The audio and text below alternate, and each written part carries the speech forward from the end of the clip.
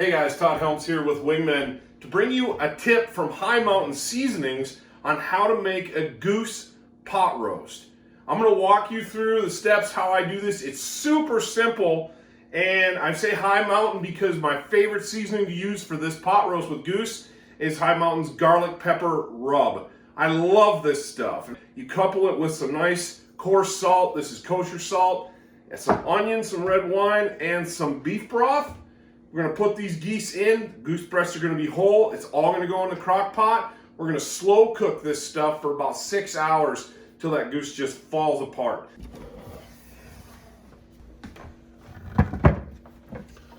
These breasts are all cleaned up. I trimmed them up a little bit, took some fat off, took some a little bit of bloodshot off. I also like to flip the breast over and kind of cut away some of that connective tissue that's in the wing pocket of that breast. That makes these things helps them cook down so they shred apart really, really nice. All right, so normally with a pot roast, you would brown the outside of the roast. I don't do that with goose breast. You can, I have done it. I'm not gonna do that with these ones because I want it to more pull apart and almost turn into almost like a shredded beef type scenario with these goose breasts. I'm not gonna brown them, I'm just gonna throw everything in there and season it all up, and it's gonna work beautifully. Take my word for it.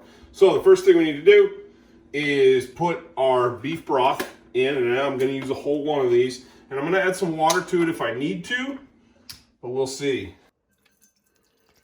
And you just dump the whole thing in there. The big thing is I want these breasts submerged. If I need to add more water later on to keep them submerged, I can do that, but they have to be submerged so they slow cook in that liquid.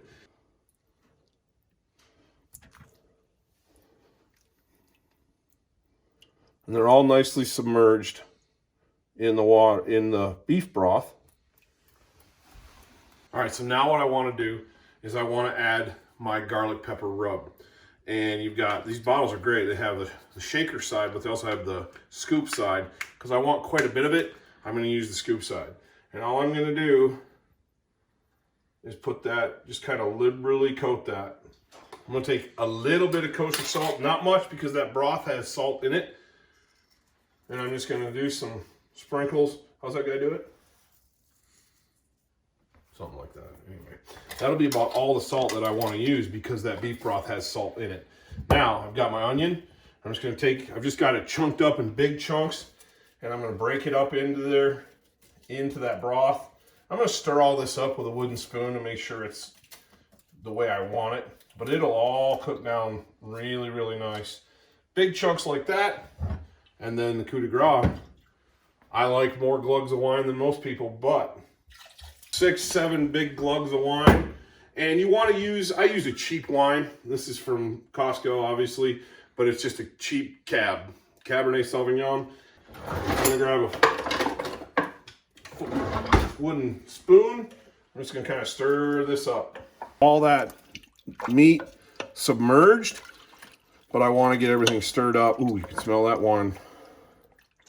And those onions and that Hi Mountain garlic pepper. Guys, this is going to be good.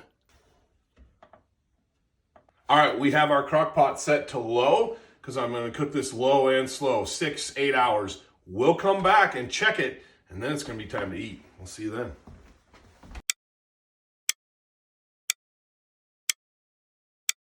All right, so I told you we'd be back in 6 to 8 hours. It's been somewhere in that time. I don't know exactly. That's the beauty of slow cooking, is that you just walk away. You put it in your crock pot and you just walk away from it, and you come back in 6 or 8 hours and it should be ready to go. You can see what I've got here is it's been cooking for a long time. It smells great and it's cooked right down. Things have cooked down nice. And here's a goose breast right here. Ooh, it's soft. Oh yeah, it's gonna fall right apart, which is what we're looking for. Yeah, see how that just falls right apart like that? That's what we're after.